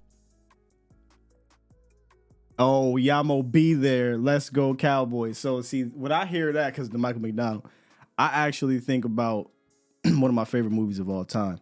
40-year-old virgin. Now I'm getting into like podcast stuff here, like just random podcast stuff. But I think on 40-year-old virgin, Paul Rudd said, if I hear Yamo be here one more time, I'm a Yamo burn this place down. So that's what I was thinking about. JR, please, if you're in here, let me know. Oh, yo, call in, bro. Call in. I got to talk. I appreciate the super chat. I'll read it. Super chat. But I want to hear Coach Prime, because I need a Coach Prime type of, pep talk going into this game. He said, we ain't coming because we here and we ain't hard to find. I just need to know one thing, Cowboys Nation. Do you believe? Now give me my darn theme music. Come on in, please. Come on in, JR. We'll let it roll for a little bit. Shouts out to Toxic for whatever. It says been a member for 17. It just popped up. 17 months. Appreciate you. And somebody else too. Who was it here? Toxico. Splendid Poppy. Okay. Also says Pedal Pinche Cowboy. Toxic says Sky been on the road last 2 weeks for work. I'll call in next week and ready to eat the MG13 crow. Hashtag I was wrong. Hey, look. That's the good crow though, right? We like the good crow. We don't want the bad. We don't want the Arizona Cardinal crow. We like this type of crow. But yeah, come on in next week, bro. Be safe out there on the road, bro. What's good, JR? If I'm speaking to you, sir. Yeah, what's going on, Sky? How you doing, baby? You feeling good? I'm feeling so good. I think we needed one of these days, right, where we laughing and having a good time, because it's a serious game coming up. It's been a serious, focused week, and sometimes you need to let loose before an important event happens in your life. So I'm feeling fantastic, man, and I kind of got a calm confidence about the game. Oh yeah, I'm ready. You know what I'm saying? But hold on. I ain't going to hold it up no further. Hold on. Let me give him the phone. All right. Coach, they want you, Coach. God, what's good, baby? How you feeling? What's happening, Coach? It's good to hear from you. Oh, yeah. I'm feeling good. I'm feeling good. It's a good day where I'm at, the sun is shining. We're getting ready. We're getting ready for Stanford, Yeah. But I had to take some time out. You know what I'm saying? I can dig it, come brother. out. Yeah, come out and talk to you. Talk to the fans. Let them know. It's a big game, baby. This ain't no game. Mm-mm. We out here. We getting ready. All I need to know is, do y'all believe? Do y'all believe? See, we already know. We saw last week. Them dogs looked each other in the face. They went and looked in that mirror. And they went out there last week. And they handled the darn job. They did the darn business. All right? Now, we need to know, Cowboys Nation, do y'all believe? Do you believe? Because you hear all these people talking all this bull junk, saying all this stuff about Michael, about Dak. They throwing up old stats and stuff like that. Do you believe what's in front of your face right now? What did they show you? That we can stop the run. What did they show you? That we can play the pass, even when us missing our dog. We missing our dog, baby. We praying for you. We love you. We praying for you. We love you. And when you come back, we know you're gonna bring that dog to walk, baby. We proven that we can score in the darn end zone or in the red zone. I'm sorry, we can score in the darn red zone. We didn't prove it. How many times we do it last week? A couple times. What I'm trying to tell y'all, fans, Cowboys Nation, they gonna keep moving the goalposts, baby. They gonna keep moving the goalposts. That's what they do. You know why? Because they hate looking up and seeing the star in the sky, baby. They hate looking up and seeing the star in the sky. They wish it was them. And it can't be them because it ain't them, because it's us, baby. It's us. Hey, Coach. We walk on the field with confidence. Everywhere we go, we cooking the confidence, baby. I need to know. Every move we make, they looking at us. Why? Because we are him. We are him. And that's what you get. That's what you get when you him. So all I need to know is, do you believe? Hey, Coach, though, I got questions. And if you believe, stand on it. All right, I'm listening, Scott. I just need to know where your allegiance lies, right? Because you are a Super Bowl champion with the 49ers, right? But you're also a Super Bowl champion and a legend with the Dallas Cowboys, Coach. I believe, but I just need to know where your allegiance is at. Now, hold on, Scott. Now, this is what you're doing. All right? You're putting me up the bat. I know. And I'm down, too. You're putting me up the bat, and I'm down, too. And I'm aiming for the fences, baby. Now, you know I did my thing with both of them. You did, Prime. You know what I'm saying? And you know why? Why? Because when I step on that field, I'm a goddamn look good, okay? And when I look good, I feel good. And when I feel good, you know what I did. Y'all saw it. I played good. And what did both of them do? They paid good, baby. Ooh, and that's why you get fired. No. But, now, here's the thing. All right? I'm all about them dogs, baby. But you know what this show is. I ain't called in from the East Coast, all right? I ain't called in from no other station. You see what it is. It's Sky and it's A to Z. Now, if you want any other content that ain't these content, you can call somewhere else. But you know what we're getting here? We're getting Cowboys premium content, baby. All right? Now, just like I told you last time, we need you up there in Boulder. We need you to come on down to Boulder. We need you, baby. We need you. Because you don't get no better content than anywhere else. Okay? So, and all I know, you're gonna take it to the top.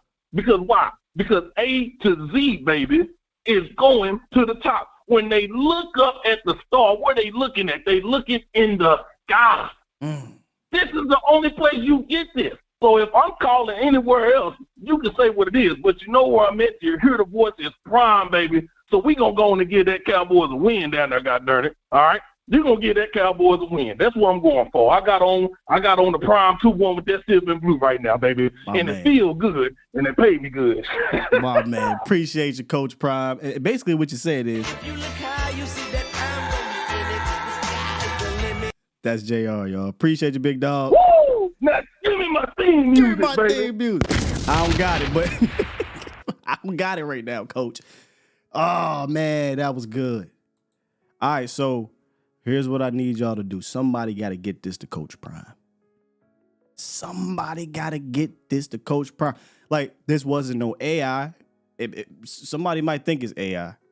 It's not AI. Like, JR just good. He just like that.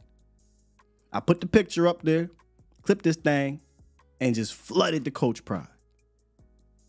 Good stuff, JR. Appreciate you, man. We even got the Niners fan. The Niners fan said this is a treat. Thank you, Miss Jackie. I don't got the theme music, Trey. I know. I kind of missed there. I didn't have it. I don't got it loaded up in the top.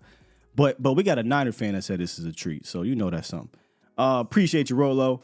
He dropped 20 on the way out. Super chat. He said, appreciate all your work, Sky. Cowboys, please punch San Francisco in the Jimmy. Hey, look, man. We talked about hook or crook, right? San Fran ain't going to play hook or crook. That's the type of ball they play. And I do think we have matched that energy on one side of the ball last year. I think we will match it this year on the other side of the ball. I do. J Jack dropped one. Super chat. J Jack said, we're going to make the world believe Sunday night. Yes, sir. Super chat. IT dropped one that said, I freaking believe 100%. And JR dropped another one, was like, I'm in the building, Sky. Super chat. Yeah, I got you, bro. I got you. I know, I did, Gavin. I did. That was on me. I should have had it ready. So here's what we're going to do.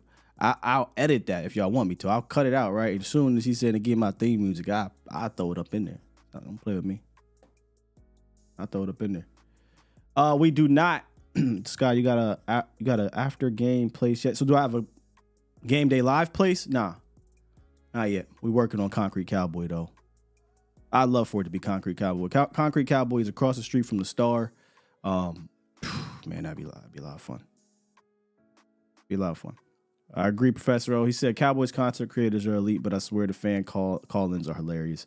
The fan, and I think that's what makes. I mean, again, I'm not questioning anybody else's content creators. I don't know what they do. I know we the best, in my opinion. But I think what takes ours to another level, especially specific shows, is that the interaction with the fans. Like, y'all are part of this thing, you know? It's just top tier stuff. Some of y'all about crazy when y'all call up in here. But for the most part, man, it's good stuff. Super chat. Laurel dropped 5. Thank you. Said, thank you for the breakdown and the peace of mind going into this game. Man, that last part right there is big. If I can provide that, man, that's great, right? Because I really do pride myself on not, because I am, like, my goal is to eventually take this higher and higher and higher and understand you. I guess in national media, I guess you can be super biased, but that's not me, never been me, even before I even came in front of this camera. I just never been that way. We try to talk about what we see, how we see it, both sides, and essentially react to it or do some research and then give that information to you guys, all while having some fun, laughing a little bit, being entertaining. And if you missed that part of it on Voch Lombardi show, please run that back, man. Yesterday was a classic. Absolute classic. I love what I do. I try to provide that passion through the camera, through the screen to you guys, whether it's angry Sky, whether it's happy Sky, whether it's chill Sky, whatever it is. I try to put that passion out there. So that is going to do it. One more refresh. Make sure we goody. And we are. All right. On the way out, if you enjoyed this, and definitely you Niners fans, y'all in here. I ain't saying you got to come back every week. I don't expect you to. I know I wouldn't be watching other people's content every week, but we playing them maybe. If you enjoyed it, man, hit the like button. If I don't got to tell our Cowboy fans this, but share this with your Cowboy friends, family, and foe. But also share this with your Niner friends, family, and foe if they want a little bit more information about this team going into the game. It was a good week, man. Have fun this week. We got some good information, great breakdowns by Okoye. If you need to run that back, do so. He has it up on his channel. We got Pat and O.C. Walker in the building. He broke down things for us, kept us up to date. That's why another reason why I think this is such a special show is we're able to do these type of things weekly, right? Get inside the star the way we are. Bars. And then Friday, we made this thing about y'all. So good stuff. No show later for Voch. No show with Mauricio. It's Friday. But you can catch me and Jesse back on Sunday. It'll be about 6 o'clock, roughly. Cowboys play 7:20, so about 6:20-ish. Me and Jesse will be on for the pregame show, halftime, and postgame. And we'll be here in a few days, man. Be here in a few days. Y'all enjoy y'all weekend. Be safe. Have fun. I know we are. We're going to go check out Saw tomorrow, I think. Saw tomorrow. I'll probably end up buying Equalizer 3 at the crib, but she want to go see Saw, so we're going to go see Saw. And yeah, man, it's going to be a good game, or a good weekend. With that said, find it. Push the goddamn button. Push the goddamn button. Appreciate you, Trey. I don't know, man. I don't like her yelling at me no more, telling me to push the button. I don't like it no more. Push the goddamn button. I can't believe I'm going to go see some damn Saw 10. I don't think I've ever seen anything 10. But she wants to see it. Happy wife, happy life. We out of here. Love y'all. Peace.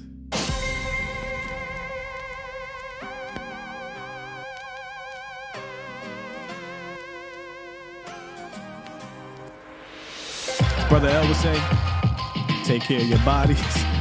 Drink some water. Chris said, hug your mamas. Yeah.